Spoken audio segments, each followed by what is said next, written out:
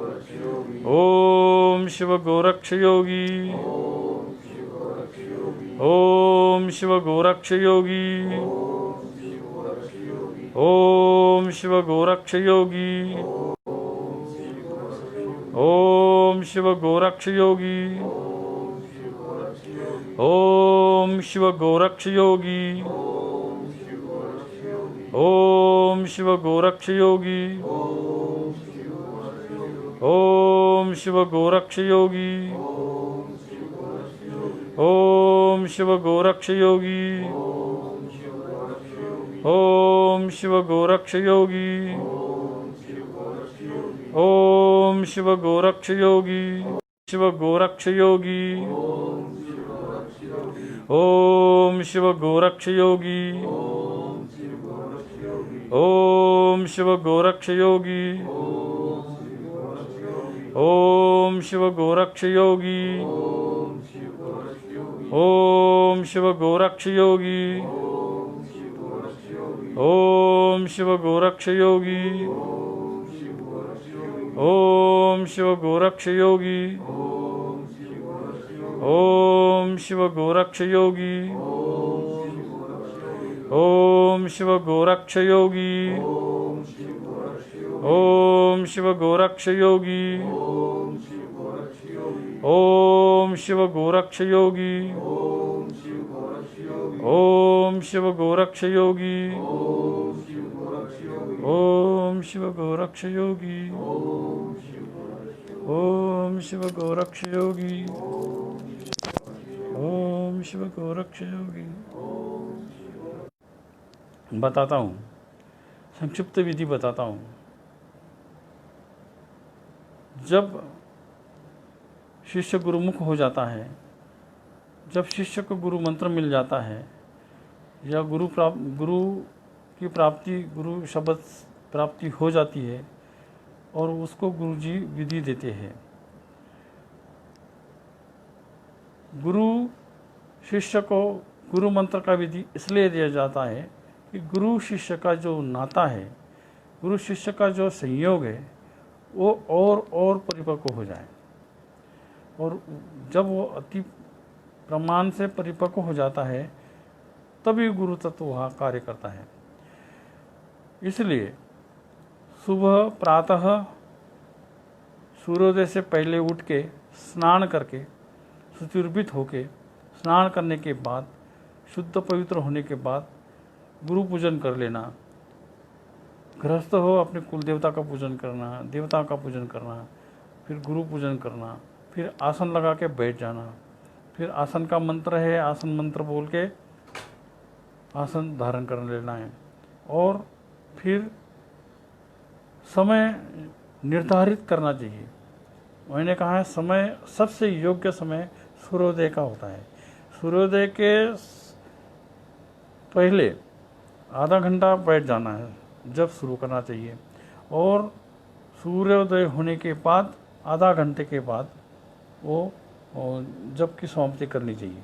इस प्रकार रोज़ 1.25 घंटा इस मंत्र विधि का, गुरु मंत्र विधि का जाप करना चाहिए।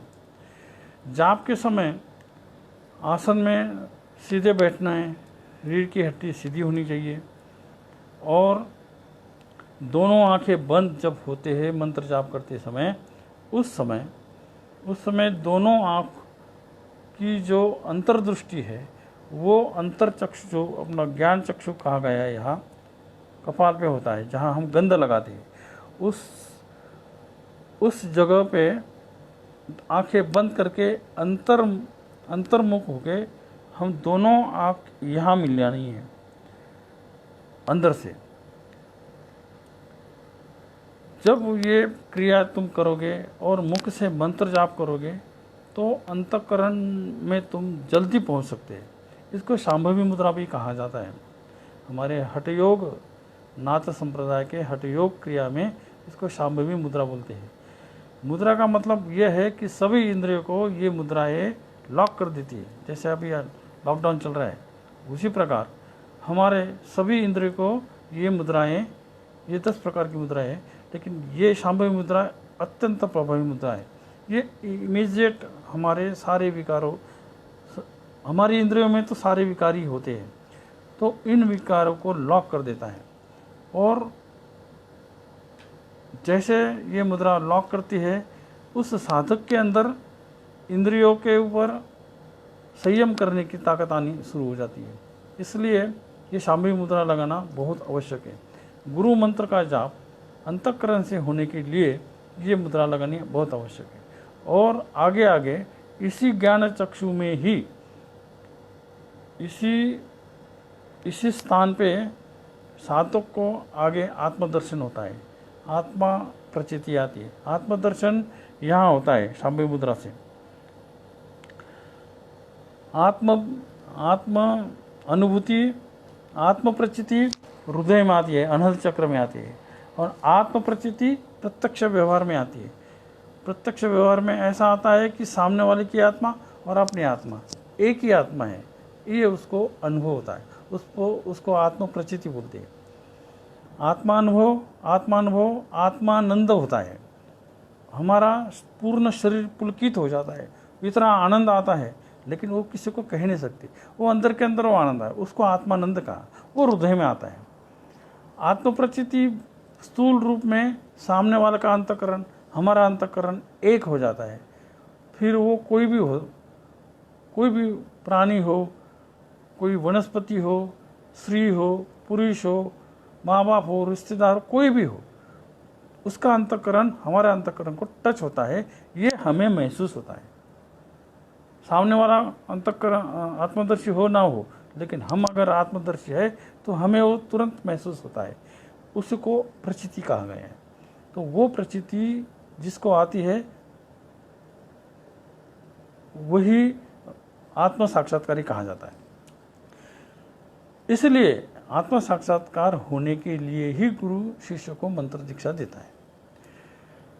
इसलिए शांभवी मुद्रा अत्यंत महत्व की है। ये कि हर रोज किया करो।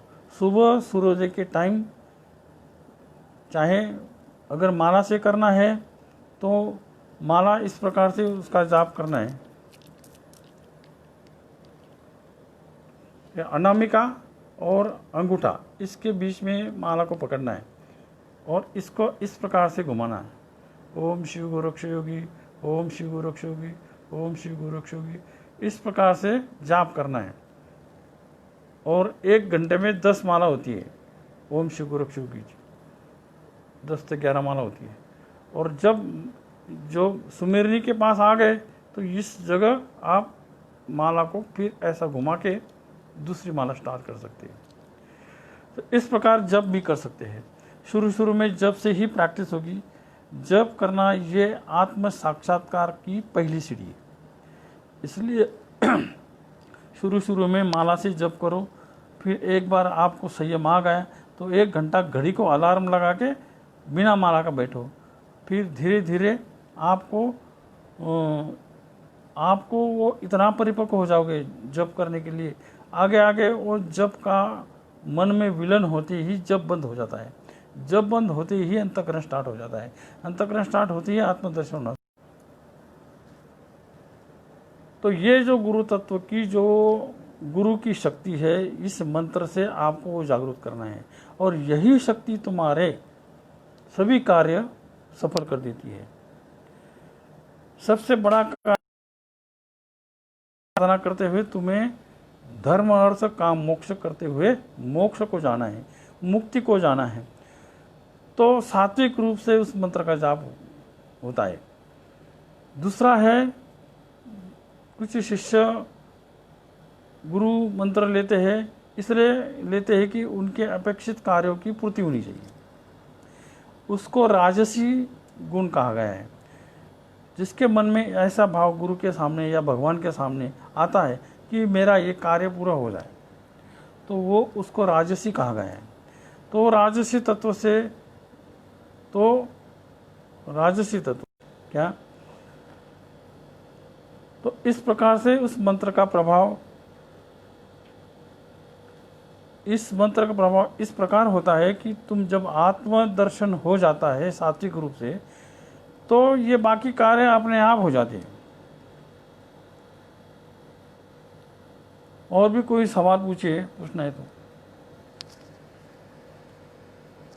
जी गुरु जी, चूँकि गृहस्थ जीवन में बहुत तरीके की जिम्मेदारियां और व्यस्तताएं हो जाती हैं, तो विशेष रूप से जो आपके शिष्य या भक्तगण गृहस्थ जीवन में हैं, तो उनके लिए उत्थान का सहज मार्ग आपके अनुसार क्या हो सकता है?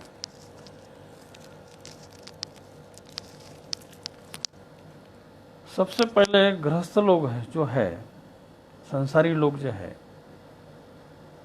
उनको सबसे पहली बात हम क्या कर रहे यही नहीं समझता, हम गुरु से क्या मांग रहे हैं यही नहीं समझता क्या।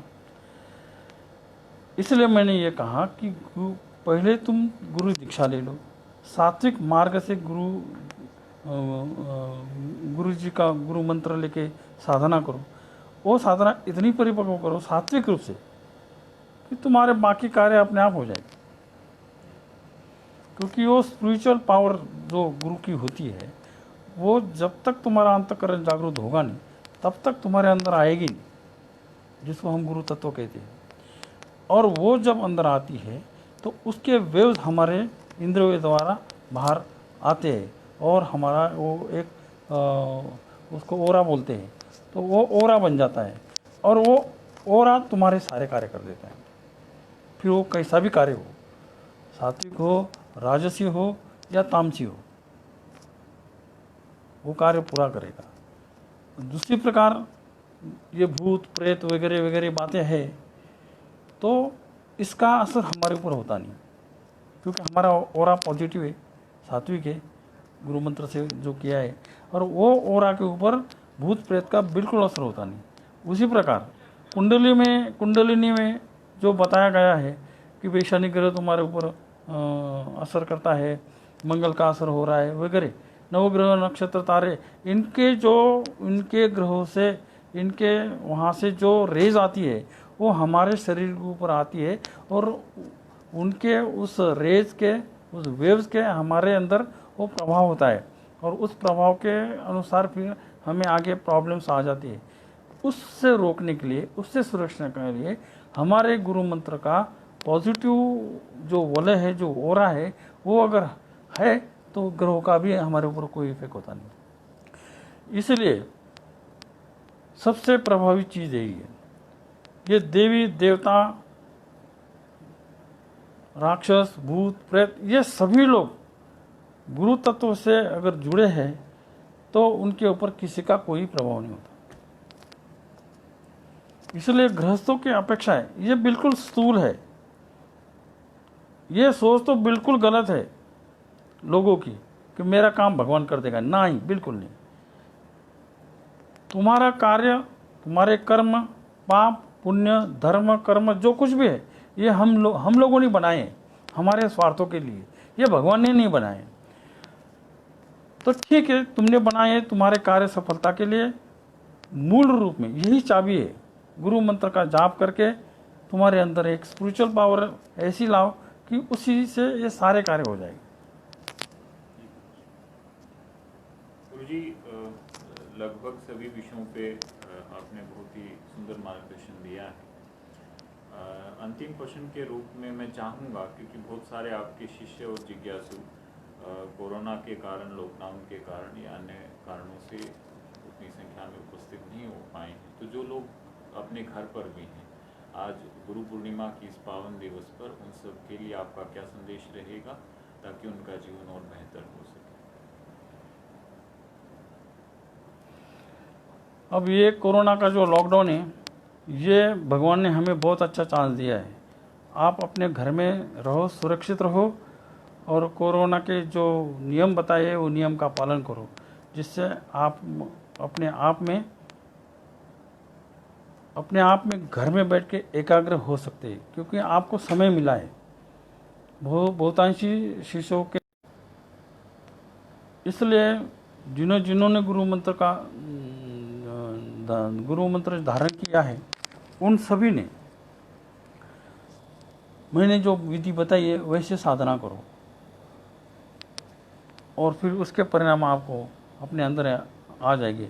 दूसरी बात, घर के अंदर एकाग्र होकर बैठने से आपके अंदर अंतर्मुक्ता आएगी और अंतर्मुक्ता आने से हम कहाँ सही है और कहाँ गलत है ये भी आपको समझ जाएगा।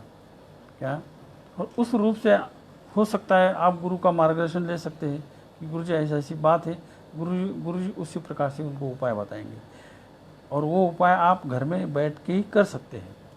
आज गुरु पूर्णिमा है, सभी ने जैसे मैंने बताया वैसी विधि करना है। क्या कि गुरु पूजन कर लेना है, कुल देवता का पूजन कर लेना है, कुलाचार सारा कर लेना है, फिर साधना करनी है, जप करना है। आप लोग हवन भी कर सकते हैं गुरु मंत्र जाप का। गुरु पूर्णिमा के दिन आप गुरु मंत्र का ओम शिव गुरुक्षयोगी नमः स्वाहा ऐसे ये करके हवन सामग्री घी, हवन सामग्री सात्विक बनानी है, उसमें जौ डालना है, पंचमेवा डालना है और हवन सामग्री में ये सब मिक्स करके सभी मिलके हो सकता है परिवार हो आपका, हो सकता